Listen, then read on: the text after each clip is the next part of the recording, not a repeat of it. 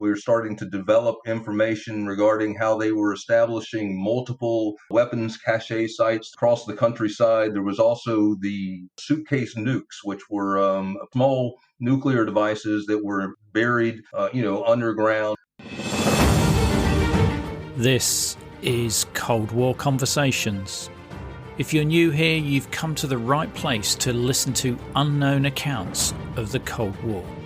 Do make sure you follow us in your podcast app so that you don't miss out on future episodes. I speak with Aden Magee, who operated as the commander of a highly specialised counterintelligence unit in West Germany during the last decade of the Cold War. We talk about his new book, The Cold War Wilderness of Mirrors, Counterintelligence in the US and Soviet Military Liaison Missions, 1947 to 1990. Now, this is a rare book that details some never-before documented accounts of the Soviet Military Liaison Mission, the SMLM, in West Germany and the US Military Liaison Mission, USMLM, in East Germany. And it shows how they were microcosms of the Cold War strategic intelligence and counterintelligence landscape. I also discuss with Aden how the book shows the impact of CIA Director James Angleton's legacy, which restricted counterintelligence operations long after his departure. Now, I could do with your help to continue producing the podcast. Single or monthly donations really help to keep the podcast on the air. So if you could go along to coldwarconversations.com/donate and give what you think is worthy of the podcast, I would really appreciate it. And if you can't wait for next week's episode, I do recommend you visit our Facebook discussion group where guests and listeners continue the Cold War conversation. Just search for Cold War Conversations in Facebook. Now, I've been looking for accounts of the Soviet Military Liaison Missions in West Germany for some time now, and I am so pleased to welcome Aden Magee to our Cold War conversation. There are large volumes of archives and documents that the U.S. government goes through every year to determine if they're going to retain it just because they don't have the space. And in a lot of cases, it's reviewed, and I'll use air quotes, to determine if it is of any historical value, and they're being destroyed every year. So the point that I learned was that I'm convinced that within the book that I've written, if I had not documented many of the anecdotes, many of the stories that are in that book, they would have never seen the light of day. And I was amazed by the amount of information of very interesting things that took place back during the Cold War that I am aware of that is no longer documented. So if these stories are not told by those who lived them, they're going to fade from human memory and kind of be lost in the sands of time. So my recommendation to any of their listeners out there, if you have tales to tell, go ahead and get them on paper or call in and get on his podcast, because there's a lot of information that just does not exist anymore. Thank you very much for that, Aden. Yeah, we're both on the same mission here, Aden, to capture these stories before they're lost. And I found your book absolutely fascinating. Aden, one of the things that particularly intrigued me about the book was the title, because you've managed to find information about the Soviet Military Liaison Missions, which, from my point of view, I've hardly seen anything in English that details their mission. Yeah, absolutely. And you mentioned, Ian, the title, and that just gives me an opportunity to, of course, there is a classic book, 40 years old now, called The Wilderness of Mirrors. So myself and my publisher had some issues of whether we would incorporate that into my book as well. But I know that you and any of the other readers will realize that it is based on the Wilderness of Mirrors concept by James Angleton, the CIA director from 1954 to 1974, probably one of the most iconic figures in U.S. Counterintelligence. And the reason that I brought that into the title is because the Wilderness of Mirrors is kind of a strategic concept of intelligence, counterintelligence, disinformation that we played between the U.S., the Allies, and the Soviets throughout the entire Cold War. And when I talked about the larger strategic context for my book, that's what I get to, is that there was this larger strategic battle going on in the Cold War. And then as I conducted my research, I realized that I was involved with the military liaison missions in what was really a microcosm of that larger context and the larger struggle that was going on. So that's why I kind of take that strategic level down to the operational level when I begin talking about the military liaison missions. Okay, and what were these missions allowed to do? Yeah, so the missions, it was agreed upon between the U.S. and the Soviets in 1947 that they would stand up the missions, mainly because there was a lot of uncertainty, and everybody agreed that it would be a good idea to have an open channel of communication to make sure there were no miscalculations, because there was obviously a lot of mistrust between the Soviets and the Allies at the time. So we and the French and the Brits signed similar agreements with the Soviets that we would have a liaison element located in each other's sector. Under the Eubner-Millennium Agreement, the Soviet mission was established in Frankfurt, and it was referred to as the Soviet Military Liaison Mission Frankfurt, or SMLMF. And the U.S. mission was established in Potsdam, co-located with a group of Soviet forces there, and it was referred to as the U.S. Military Liaison Mission, or USMLM. And I know it upset some of the USMLM alumni, but those elements were broadly referred to as USMLM or SMLMF. And so you may hear me refer to those that way from time to time. I'm sure they'll be fine with that. In our agreement, we agreed to 14 personnel and 10 vehicles in each sector. And then there were a number of other provisions talking about how logistical support, given the facilities, the rights of extraterritoriality, which is what our embassies and consulates also enjoy. But there was one provision in the agreement that really kind of set the stage for the game of cat and mouse that played out every day, every year for the rest of the Cold War, and that is the provision that the MLMs would be permitted complete freedom of travel wherever and whenever it will be desired over territory and roads in both zones, except places of military disposition of military units. So this was a very broad provision that kind of set in stage the game that began. And what we saw is both MLMs immediately took that permitted complete freedom of travel provision as the license to go out throughout the countryside and collect on each other's military forces. So that was set in motion. Then a few years later, except places of military disposition was never further defined in the provision. So in 1951, for the first time, the Soviets issued a map with shaded areas, which they referred to as permanently restricted areas, or PRAs. And that was designated where the U.S. MLM was not allowed to travel. In kind, the U.S. issued a similar map later that year, telling the Soviet MLM where they were not allowed to travel. And then really the only other cooperative norm that was established throughout the MLM era was that both sides recognized that they had the right to conduct detentions, which is just as the word sounds, is to detain the other's MLM vehicle if they thought that it was in a restricted area or doing something that it should not be done. So the intent of a detention was to catch a MLM vehicle red-handed in a permanently restricted area, and as evidence of a violation of Eubner-Millennium Agreement. Yes, because with the USMLM in East Germany, they were up against both the Soviets and the Stasi as well in terms of monitoring and trying to restrict their movements, weren't they? Yeah, even though they had these kind of basic ground rules that we've just run through, that's really where the similarities between the two end. And it has a lot to do with, as you mentioned, kind of the operational environment.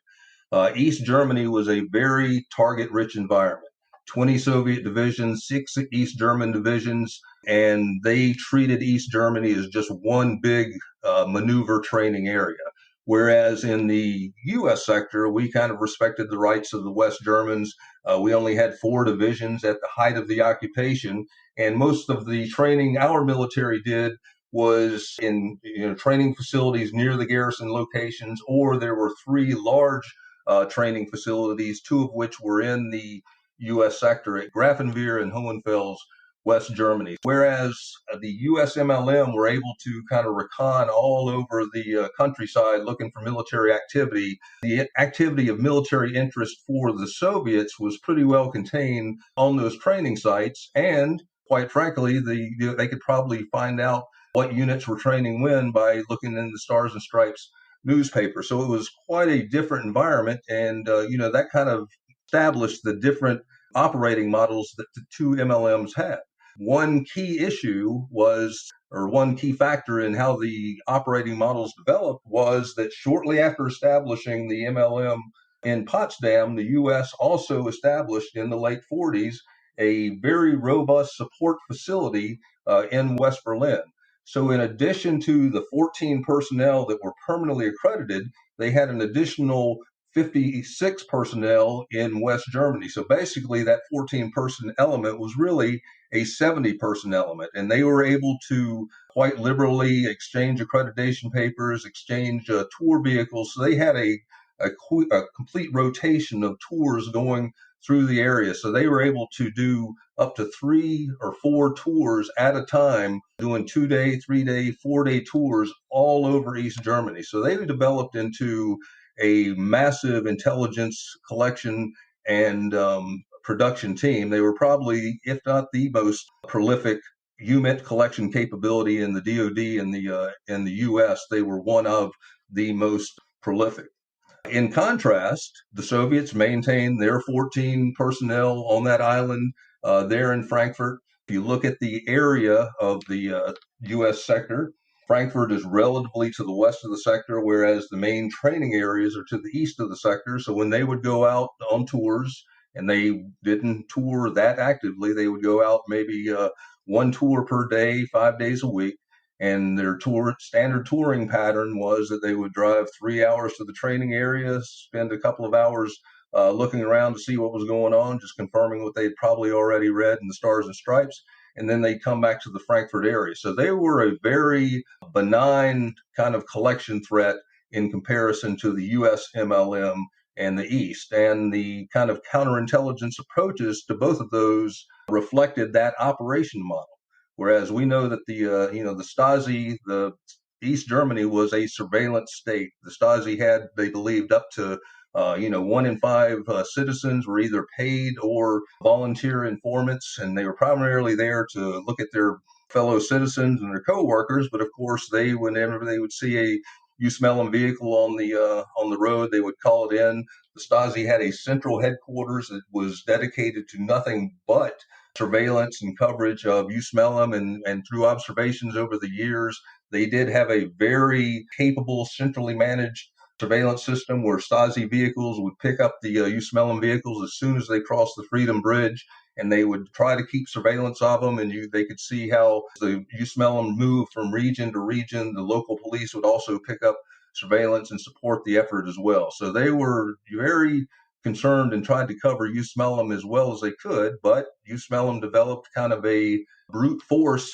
technique for anti-surveillance in that all of their vehicles were ruggedized. They had metal underpinnings, they had suspension systems, they had additional gas tanks for additional range. So basically, they were fitted for off-road reconnaissance mission, and they were high-performance vehicles. So once the tour officer decided that it was time to lose their Stasi or VOPO surveillance, they would just gun it on the Autobahn, get up to 120, 140 miles an hour, and once they saw that they had lost the surveillance, they just pull off the road, sit, watch the Stasi vehicles go by, wait a while, and then they would go cross country, usually in lights out infrared mode cross country, to get to where their target for the next day was, get a couple of hours sleep, and be ready and set up in the OP the next morning when the military activity took place. So there was a very distinct difference between the operating environment and the threat environment in both of those areas. And as far as the U.S. side of the house, whereas the Russians definitely let the Stasi take care of the CI coverage or the security coverage of USMLM, the U.S., from the very beginning, it started as part of the occupation powers, and then it became another reason. We never asked or allowed the West Germans to be involved in counterintelligence coverage of the SMLM F mission. And what this really became at some point was that we didn't want to allow the West Germans to do anything that might impact SMLM F in a way that would impact our military mission or our collection mission in East Germany. Because what USMLM found was, again, USMLM was their biggest, most capable collection asset that they had. And anytime something happened to SMLM F, if there was a detention or they suspected surveillance or whatever the case, there would be immediate repercussions on USMLM, and that would impact that important mission.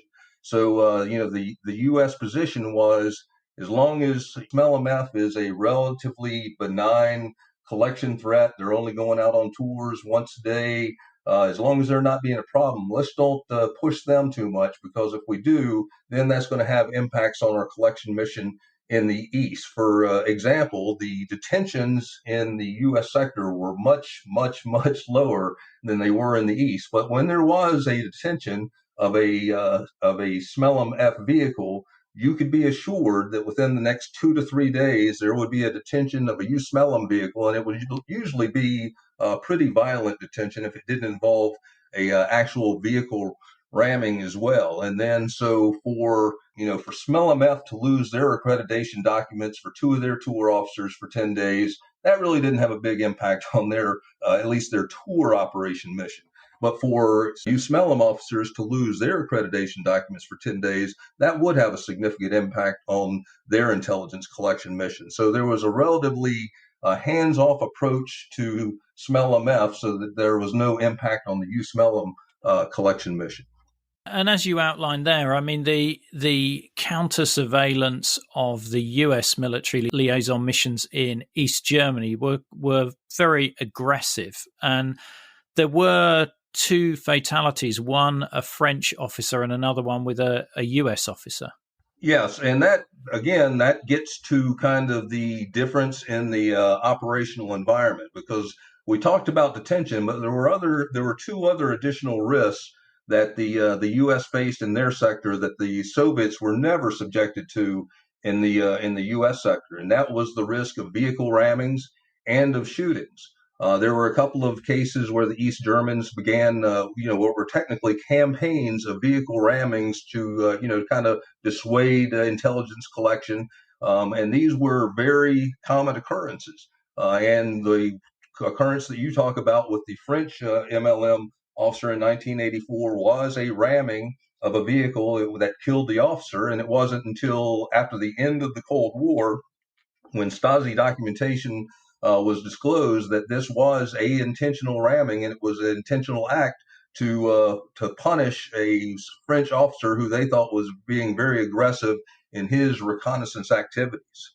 And then the following year was the unfortunate event of Major Nick Nicholson, who was shot by a Soviet sentry while out on tour. Some can look at it as an isolated incident. I would call it more like, that they had been dodging the bullet for years, and this was something that, might have even been destined to happen, because of the 35 shootings since the first one in 1951 and the shooting of Nicholson in 1985. 12 of the shootings hit either vehicles or people.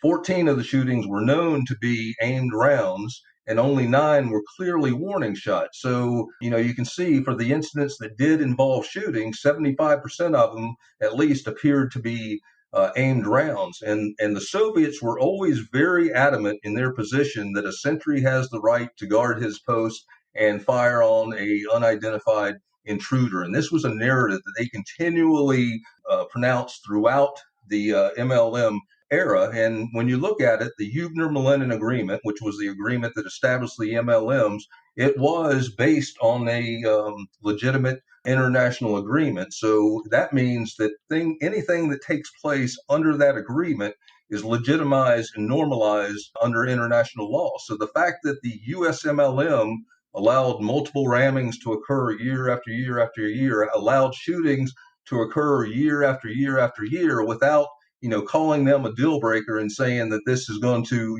we're going to break the agreement if you don't stop doing this. It kind of legitimized those acts as norms under the international agreement. And that certainly came back to bite both the French in 1984 and the U.S. in 1985, because basically that was the Soviets' argument, was that those were norms that had been established and that everybody was warned about, let's say. Did any of the officers in the Soviet Military Liaison Missions try to defect? No, they did not. In fact, it was not until the very end, and if you've gone through the book, things kind of did change towards the end, but it wasn't even until the very end that we had a real valid defection plan for them, believe it or not. And once again, it was because USER believed that if one of the officers did, in fact, defect, that would be the end to the MLM. So again, they didn't think the value of having a GRU officer back to them would be worth the negative impact that it would have on the mission. And I think this also gets to, and as we talk about through the book, there was a real lack of understanding among USER regarding what the true threat of the MLM may have been. And this kind of gets to the mirror imaging that we could talk about, which was that, the U.S. tended to think that the SMLM threat was the same as what the USMLM threat was to the East Germans. So they didn't kind of realize that perspective of what a 14-person GRU residency operating out of a platform in West Germany, what that threat actually could be. So when they looked at somebody who might defect to them, they didn't look at it as from the standpoint of this might be a GRU clandestine UMET case officer. They just looked at it from the standpoint of, well, this is just some random tour officer, and so the value involved in that defection would not be worth the negative impact that it could possibly have on the MLM missions. Yeah, and I think that's a good point to come on to a question I had about Soviet Military Liaison Mission clandestine activity. Did they get up to anything that was contrary to the post-war agreements? Yeah, so this is where the big gap was from the U.S. counterintelligence perspective on the entire MLM issue. And I can go back to a couple of the leads that were lost very early in the process. In 1960, we knew of, not Army counterintelligence, we, the CIA, were aware of a case where a double agent that was working for the U.S. was tasked by a GRU officer to establish a dead drop that would be serviced by one of the Soviet MLMs, and also gave that agent contact procedures to go to a Soviet MLM if they had information to provide. Now, the GRU officer that gave this guidance was inept, was a drunkard, so we think that this might have been just one isolated case of those type of instructions. But if that was tradecraft for one MLM, it would have been tradecraft for the other MLMs. We don't think this information made it to the counterintelligence side of the Army. In addition to that, which happened in 1960, we knew that there were some instructions given that involved the MLMs. There was an effort by the U.S. to implant technical listening devices on the SMLM facility as it was being built. As a piece of that operation, Army counterintelligence established an observation post across from the SMLM compound, and we had the compound under constant observation for a 2-month period during July-August of 1960, the very same year that we became aware of instructions to conduct emergency communications procedures through the MLM.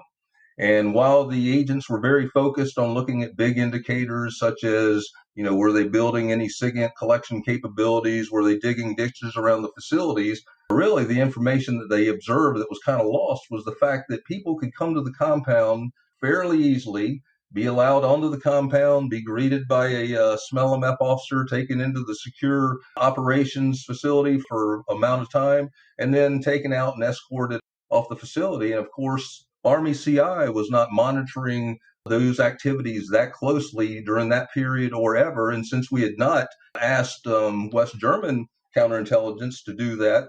There was no effort to identify those individuals who were coming onto the compound. So at the same time that we now know there were instructions to go to the compound for emergency communications, was the same time that people could pretty freely come and go from the compound without USCI ever knowing who they are or what they may have been doing. So I think in the book you detail a number of cases where that happened, and I think some of this information was revealed by a defection of a GRU officer, Vladimir Rezin. Yes, we talked about these two dots that were not connected in 1960, and from that time it was really nearly a 20-year period where we didn't see any other indications of clandestine activity out of SMLM. Not that we were necessarily looking for anything either, but so there was this big period where we just kind of assumed once again that SMLM, all they were doing was their rather benign tour activity, and that's the threat that they posed. And then it was with this defection that you mentioned for the first time, and this was a very credible individual. He was the GRU clandestine case officer working out of the UN embassy in Geneva, Switzerland. So he provided information regarding two incidents involving Soviet Military Liaison Missions, and he didn't mention which one, but based on the information they provided, it's a good bet that it was SMLM. And the information he provided was about two U.S. Army walk-ins who volunteered information. And one of them involved a U.S. major who walked in with some very detailed information regarding the U.S. nuclear security program. And that document alone was very valuable to the GRU. But the major's end game was really that he was offering the GRU to provide them a nuclear artillery shell for a very large sum of money. So the GRU agreed to this. It sounded like the major had a credible plan. His plan was that he would provide the artillery shell for them for 2 months, and they would have the opportunity to study it and then get it back to him so he could put it back into storage undetected. So they thought that this was a pretty credible plan. So they made the arrangements. The majors provided the shell. They provided a large suitcase of banknotes to the major. They, did the scan. They detected some low yield radiation. So they packed it up, sent it to Moscow. And when it was opened by the GRU or KGB headquarters in Moscow, they realized that the major had put together a very intricately developed replica of a shell, and he had placed inside it some, either nuclear waste or some metal that had been exposed to nuclear material, just to give it enough of a reading to make it credible and make it seem like it was such. So, and when the GRU went back and tried to come to terms with this major who had duped them, they found out that at the time of the exchange, he had been stationed back in the United States, and fortunately for him, he made the assessment that rather than try to seek retribution, they would just try to sweep this little embarrassing event under the rug. So that was an interesting anecdote. But the key thing that we take from that is that these were the first kind of credible reports of SMLM being involved in clandestine covert activities. And it's important to note that the source was only stationed in Geneva and only was operating as a GRU officer for 4 years, from 1974 to 78. So these two events, happened somewhere during that 4-year period. And so there's no way of knowing that, were these the only two events that happened during that period, or are these the only two that came to his attention? And you would have to assume that if these two walk-in events happened during that 4-year period, there were probably more that did occur that just never came to our attention.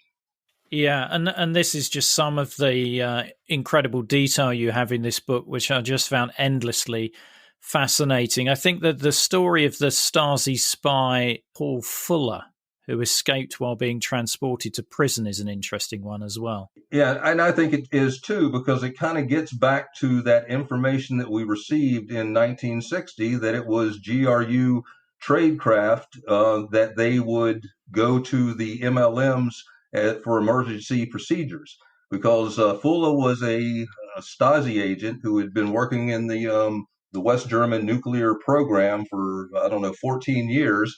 And he was arrested in 1979. And when he was being transferred from one prison to another, he was able to escape, and he hid that night in the Karlsruhe museum. And the next day, he made his way some 20 miles to the SMLM. And so this would, obviously he lived in Karlsruhe, so he would have known that there was an MLM down in Baden-Baden. But this also might indicate that, as a Stasi agent back in the day, he had emergency procedures to travel to the MLM if he needed to. But he certainly knew that it was there. They kept him there for, I believe, 9 days before they transported him out of the sector in a wooden box with holes in it in the trunk of the vehicle. So that too would kind of indicate that they had to plan the extraction. They probably did some dry runs to make sure that the West Germans didn't stop them as they were trying to go to the border. And then the fact that they used that type of box would kind of indicate it was not the first time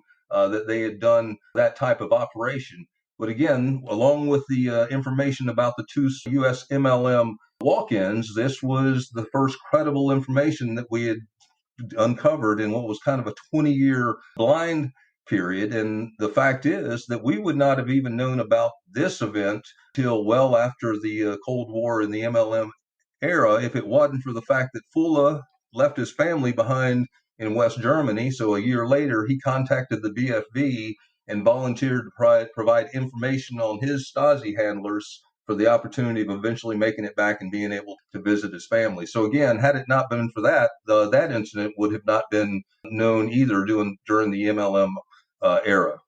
Yeah, there's never a dull moment in this book. Aden, were the Soviet Military Liaison Missions doing any preparatory work for units like Spetsnaz? Yeah, Ian, they certainly were. And the source that you talked about, Rezin, he was the first that really started to give us a lot of good details regarding what the Spetsnaz elements were up to. Really, the first sensing that we got, it was interesting that we were developing this information from the source based on what we knew the Spetsnaz or what we thought the Spetsnaz were doing, at the same time that we actually had the opportunity to observe that type of operation in the way that the Soviets conducted their coup de main and took over the Afghanistan government using their Soviet Spetsnaz sleeper elements. And then as that was developing, we were starting to get more information about, how dire the Soviet threat actually was. And we were starting to develop information regarding how they were establishing multiple weapons cache sites across the countryside. There was also the information that was provided by Razon and also a very credible source, Gordievsky, who was providing other information to us about suitcase nukes, which were purported to be small nuclear devices that were buried underground, and they had to be attached to a permanent energy source. And when that energy source was disconnected or obstructed, it would send a signal to a GRU residency in West Germany to begin a recovery operation. And so certainly one would assume that by this time, the three SMLM elements had been identified as likely GRU residencies, that they would have been among those who would receive that signal and have to go out and try to recover the device or fix the device. And then we had the reports of a number of sleeper agents, Spetsnaz, that were infiltrated into the country to be activated at the time of an attack or something of that nature. Did you find any evidence of liaison with the Red Army faction or any of the other West German terrorist groups? No, there didn't see any indications of that. So, Ian, let me ask, what were you kind of getting at with that question? I was just interested to know, because I know that obviously the Stasi were training the RAF in, the use of RPGs, and they carried out that attack on General Haig in West Germany. So, and I know also from an interview I did recently that they were passing intel to the Stasi on American bases and American units. This is the Red Army faction were doing this as well. And I just wondered whether there was any link up there, but probably not. They probably wanted to keep them completely separate. Right. Aden, whilst all this is going on, there's a number of spies within US intelligence that are betraying US secrets to the Soviets. Yeah, that's one of the one of the interesting backstories to this whole thing is that the first one, it started in 1968. Of course, George Trofimov was he is involved in the Joint Interrogation Center effort, which was mainly one of the primary sources of UMET information, and these were line crossers, immigrants, any of people that came from the East would get into the system, try to earn their way to the West by providing information. So Trofimov really got to to a high level within the Joint Intelligence Center. And the interesting thing about this is at a location like this is where, of course, the focus is on Soviet military doctrine organization. So at the Joint Interrogation Centers, they would hold the latest complete holdings of all of the U.S. Army, U.S. military's knowledge of Soviet forces so that they could, one, validate if the source was providing good information or to kind of shape the question. So USMLM, being one of the most prolific intelligence collection elements out there, all of their reporting, of course, goes to anybody that had anything to do with intelligence operations or plans against the Soviet Union. So obviously Trofimov had access to all the USMLM reporting. He was active from, I believe, 68 to about 87. We know that he provided the Soviets everything that was in the JIC vault. So if they were interested in reading about it, we're sure that the information about USMLM was compromised to them. The next case is the Szabo Konrad ring. We know that Szabo was with the 8th Infantry Division in Bad Kreuznach beginning in 1972. He was recruited by the Hungarians. He provided war plans from the vaults of the 8th ID to the Hungarians, which of course made their way to the Soviets. And we know about this because we had a very well placed source that came to us by 1978, 1979 that informed the CIA that as soon as NATO and USAR put out their war plans, they're on the shelf in Moscow in no time at all. And the individual who had provided the latest war plan was given $50,000 for providing it, and that was in 1979. So we had very credible information that the Soviets were getting this information. And of course, when Szabo was getting ready to retire, he recruited Clyde Conrad, who is, of course, one of the most notorious spies, in the annals of counterintelligence and espionage. And so he continued his providing everything, to include all USMLM reporting had to have been there. He provided everything in the 8th ID vaults to the Hungarian service, who in turn provided that information to the Soviets. And when he retired in 1985, he had another source spy in place. So he would continue to keep his ring running. It ran into a few snags, but he maintained sources who was able to provide him information from the 8th ID Infantry Division vault to the Hungarians up until at least 1987. USCI ran a very successful both counterespionage and counter-surveillance operation, and were eventually able to lead to the Germans to the arrest of Conrad in 1988. One additional sad story is James Hall III. He volunteered his services to both the KGB and the Stasi in 1985. He was double dipping, providing the same information to both of those.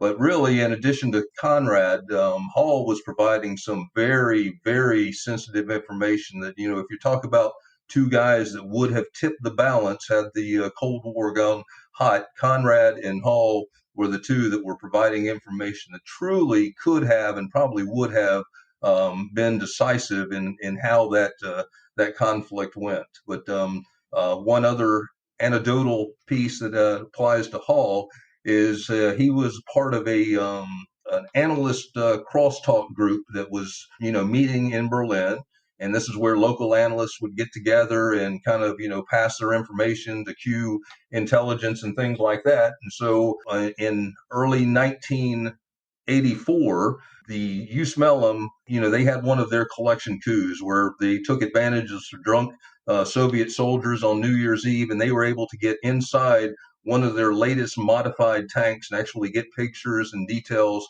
of the tank. So at the next analytical exchange, the USMLM analyst was very proud to come to the table and show the pictures and let them know that what had happened. And of course, sitting at that table also was Hall. And he was able to take that information and provide that to the Soviets. And when Hall was debriefed after he was arrested, he was aware that Nicholson had been shot the year following, and he said he went into a state of depression because he felt that he was responsible for the Nicholson shooting. Now, I would make a number of arguments as to why it wouldn't make sense that the Soviets would, put at risk one of their most highly valued sources just to put information down, to the Soviets that they needed to do a little better job of guarding their equipment. And there really, other than the Nicholson shooting, there was no discernible increase in security that took place after that. So we think that's kind of just a little bit of folklore that's really not supported by any other evidence than Hall's bad conscience, I guess. One of the things I found that I hadn't heard of before was Project Trojan, which I think Hall betrayed. Yeah, that is the project when I refer to that probably would have given the Soviets the decisive advantage had we gone to war, because the Soviets at the time had the large, or at least we thought they did, had the large advantage in armored vehicles. So Project Trojan was a project where we were able, through technical capabilities, to basically fingerprint all of the Soviet equipment. So like each tank would have kind of its own unique fingerprint. Each piece of equipment has its own unique signals fingerprint. So we were able to use that project, and we would have been able to very accurately target the vehicles in the time of war. So once we lost that, then we lost what we thought was going to be kind of our mitigating factor in the overwhelming Soviet advantage.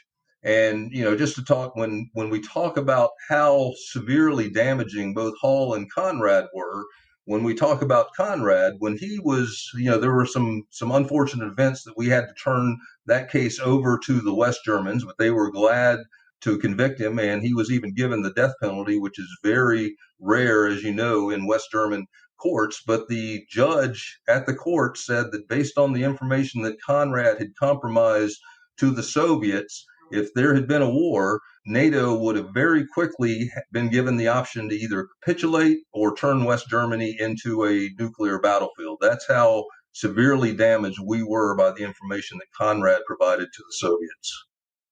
Wow. It's incredible. And these the book is just full of these incredible stories. I think one of the ones I found really interesting was the one about the drugging of the two US military liaison officers, which was disbelieved at the time, I think. That's an interesting case, and it kind of leads to another interesting case, if you'll allow me. But this was I believe, late 1979. Four of the MLM officers, the chief, the deputy chief, and the officer who was in line to become the next deputy chief, and one other major, attended what was a traditional gift exchange at the Soviet location. We called it the Soviet External Relations Bureau, the SERB. So it was just a night of toast and caviar and exchange gifts. And so as they left, three of the USMLM officers drove in a vehicle, and the chief and his driver drove in a separate vehicle. Three officers were driving back to the compound after they cleared the checkpoint back into West Berlin. The driver lost control of the vehicle. It sideswiped a couple of vehicles and careened up a embankment before it came to a stop. And the driver was completely unresponsive. The MLM officer next to him, told him to move the car. He was unresponsive.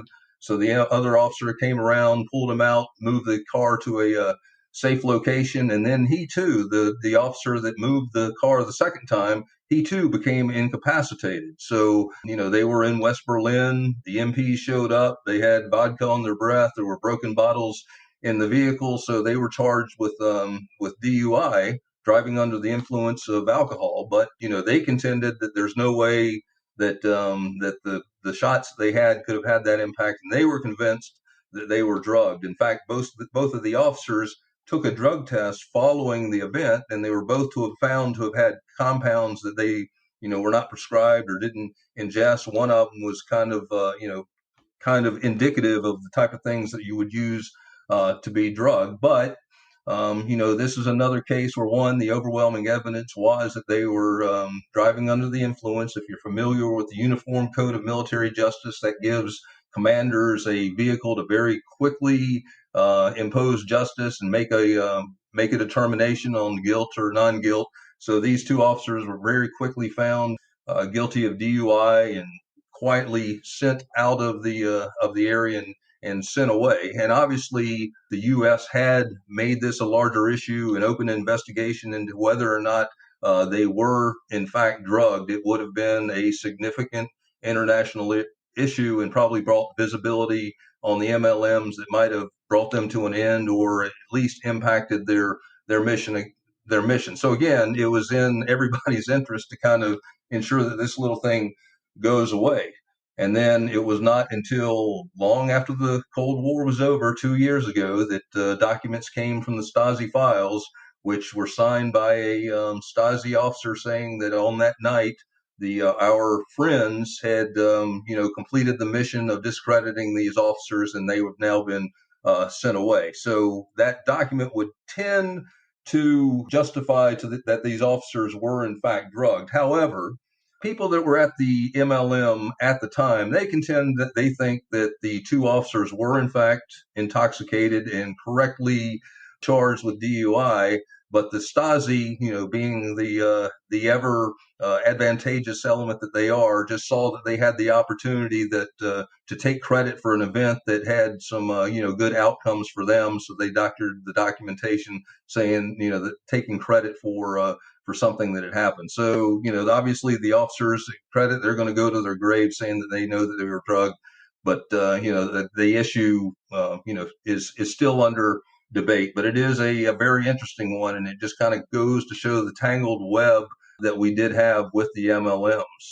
And it's interesting that just a couple of years later, there was the DAO in Moscow was very interested. This was the time of the unrest in Poland, and we were very interested in seeing if there was any Soviet intentions to invade Poland. So the DAO, the Defense Attaché Office in Moscow, was submitting daily requests to be able to go towards the Ukraine border to see if there were any indications of a buildup. And these requests were getting the kind of pro forma disapproval day after day after day. And then out of the blue, one of these requests was approved, and two officers were authorized to travel down to get close enough to the border to where they would have been able to see any indications of a buildup. So the plan was they would take the train to Kiev, pick up a car that was placed there by the DAOs, and then drive to the area. Well, when they got to their car that was supposedly in a secure parking space, it had been damaged, so they had to take the vehicle to a local shop where they lost control of it for a while.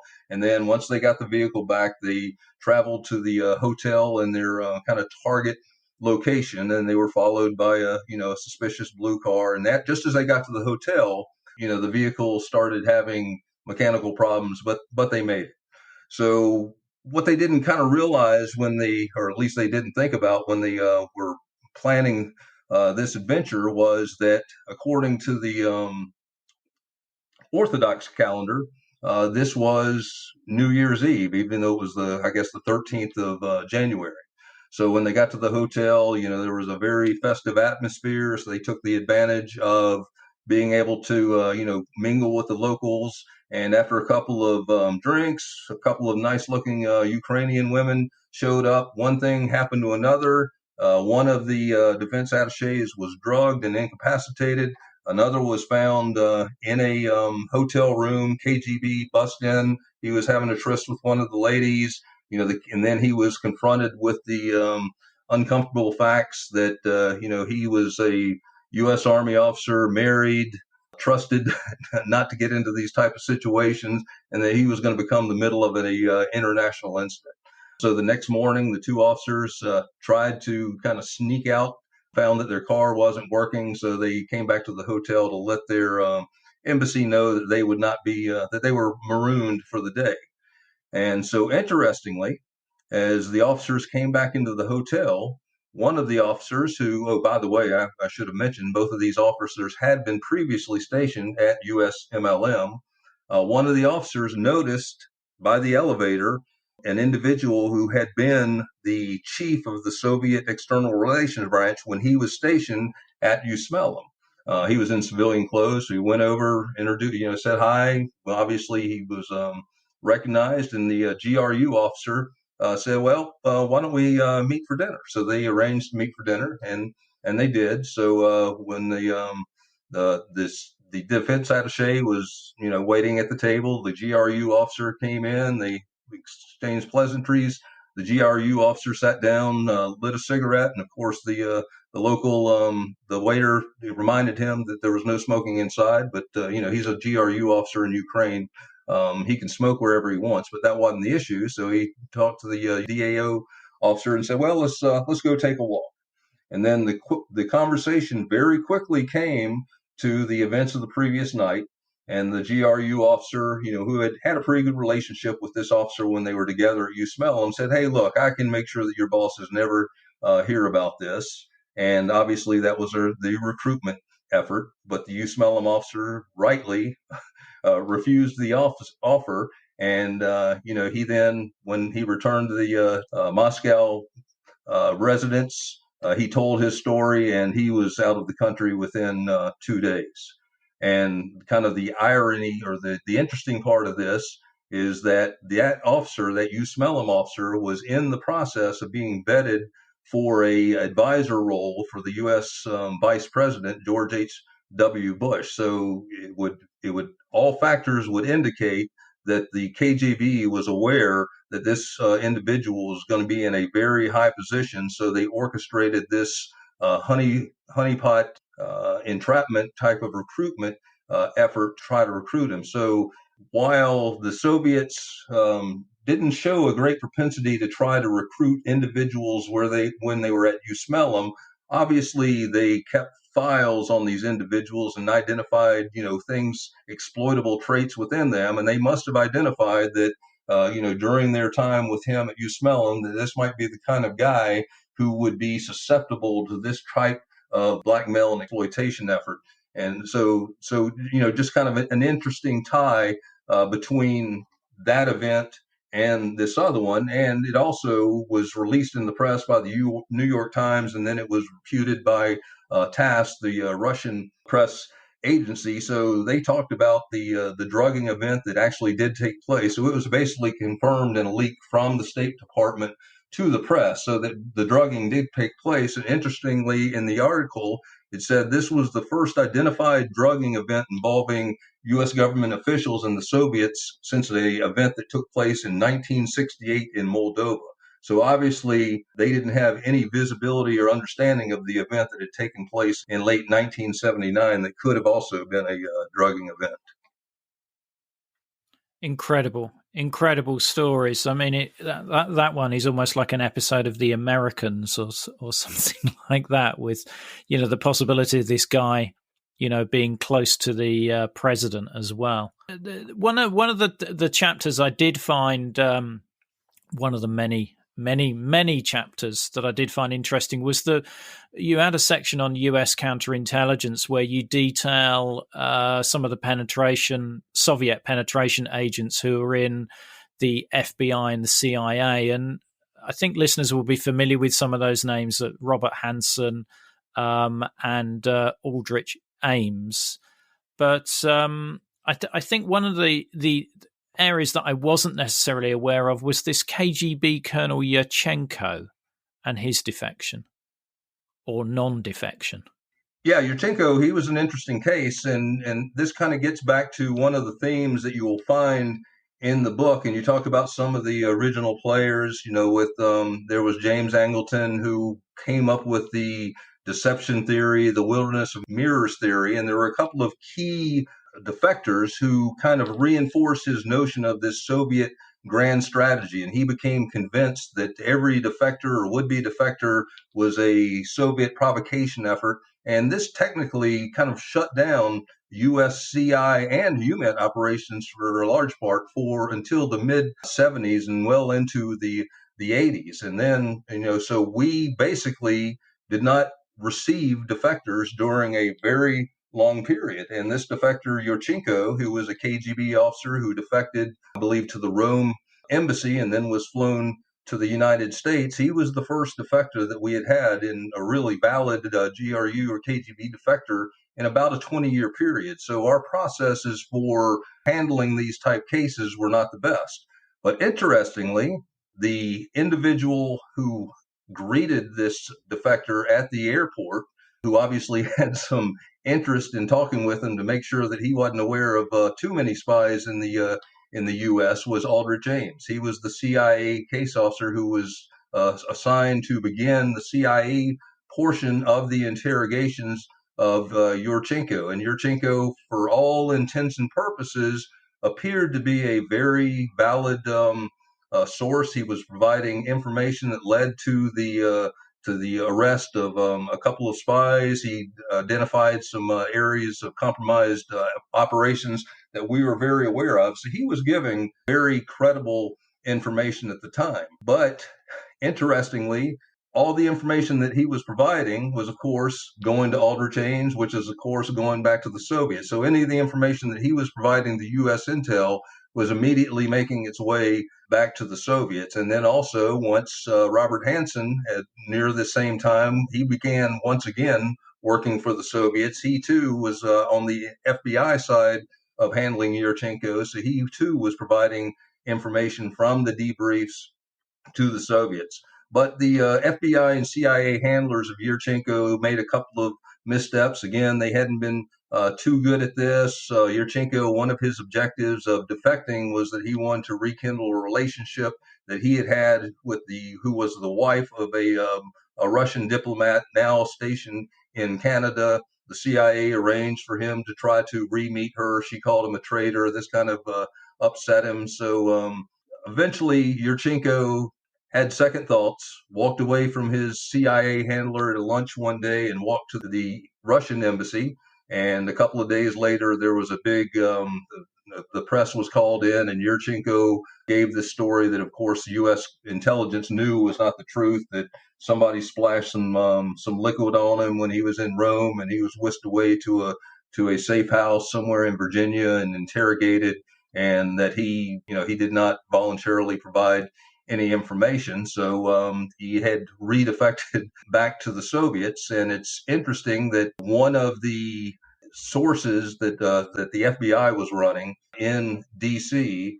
was assigned to the detail to take Yachenko back to Moscow. Now, normally, if a individual who we know is one of our assets is called back to Moscow without a good explanation, then we would consider this as a possibility that they've been identified, and we would probably pull them out and have them defect. But since this was kind of a plausible reason that he was part of the escort service back to Moscow, the CIA and FBI didn't think it was a big deal. But this was a guy who had been previously compromised by Ames, and he had been also compromised by Hansen. So as soon as he got back to Moscow, he was unceremoniously arrested and eventually executed.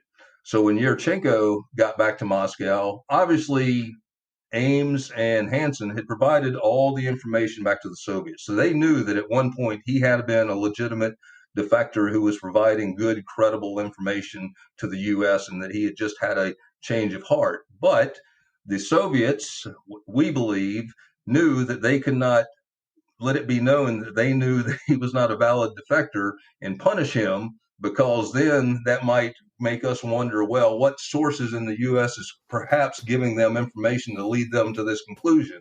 So the Soviets put on the show about welcoming him back with open arms as a national hero. So he probably unknowingly was allowed to continue to live just because he had come into contact unwittingly with Ames and Hansen.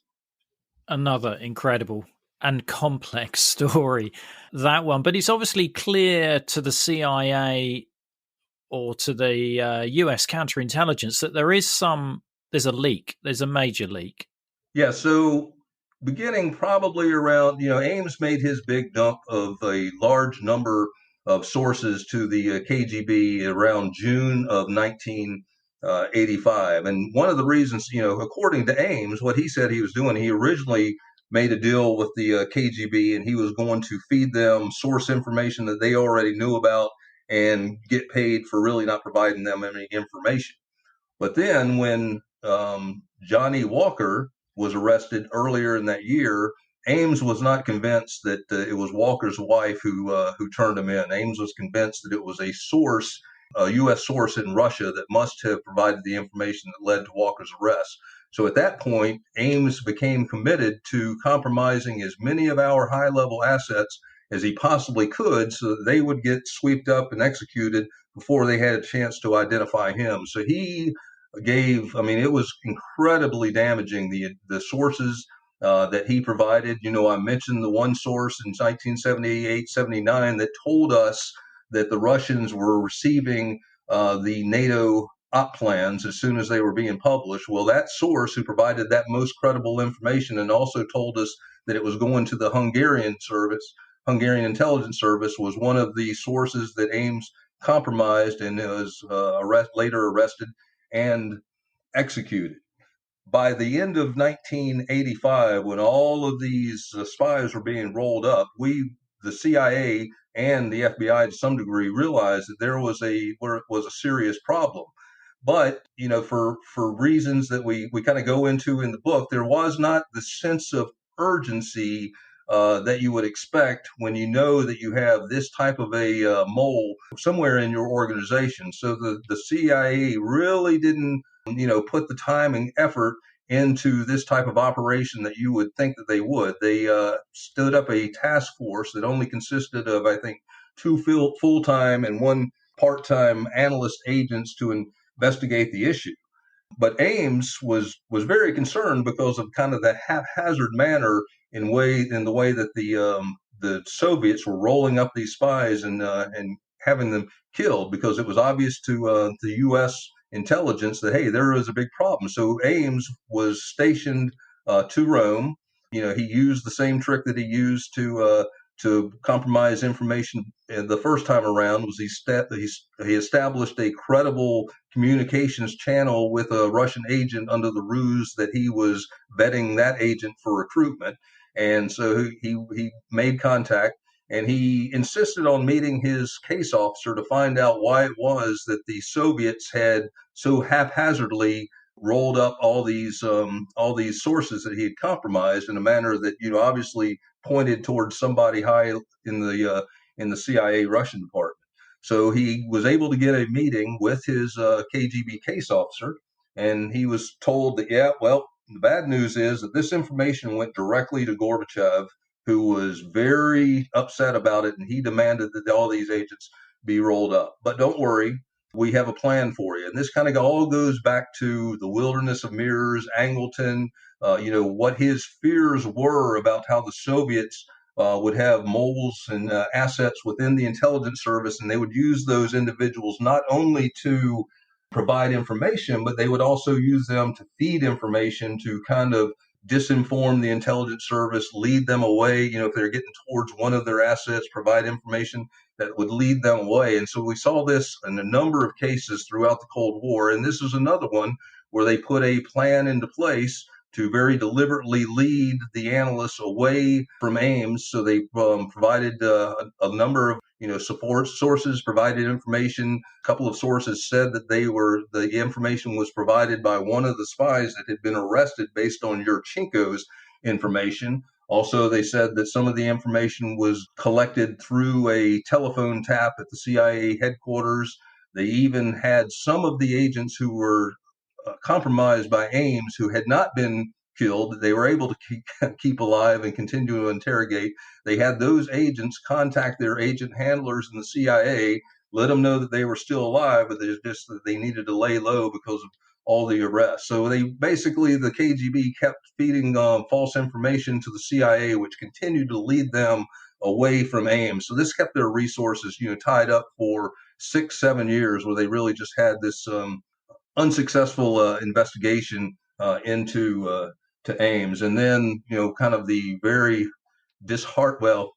one of the ironic pieces of the whole Ames investigation thing was that when the CIA finally brought the FBI, when the FBI should have been brought in from the beginning because they really have jurisdiction on domestic counterintelligence issues, and they have a large, number of investigators they could have put against the issue, but kind of the CIA didn't want to admit that they might have a mole in their midst, so they didn't bring the FBI in until very late in the game. It was so when the FBI began investigating it, they found one receipt, a bank deposit that coincided with one of Ames's visits to the Soviet embassy in 1985. So as it turned out, the lead that actually led to the arrest of Ames was a simple investigative lead that came from June of 1985 when he actually began his espionage.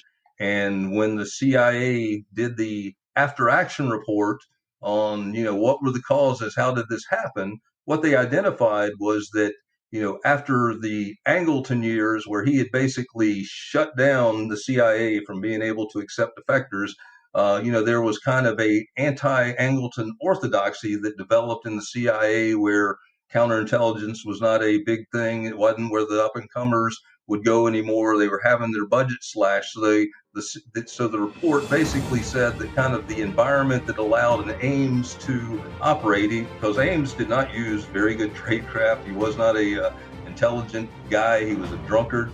But the environment that allowed him to flourish was kind of a backlash against the very paranoid era of Angleton. So kind of an interesting twist of how, you can almost say that Angleton, even though he wasn't around after 1974, his history continued to hurt the CIA for years to come. Fascinating, endlessly fascinating. There is loads more in the book. The book is called The Cold War Wilderness of Mirrors, Counterintelligence and the US and Soviet Military Liaison Missions, 1947 to 1990. It's a really good read. I've learnt so much from this that I didn't know about, and I know that Cold War Conversations listeners are interested in this subject. So please check out the links in the episode notes as to how to buy the book. Now, this show wouldn't exist without our generous Patreons, so I want to thank one and all of them for their support. You can very easily become a Patreon by going to coldwarconversations.com/donate. And you can also join our Facebook group where listeners just like you continue the Cold War conversation. Thanks very much for listening. It is really appreciated. Goodbye.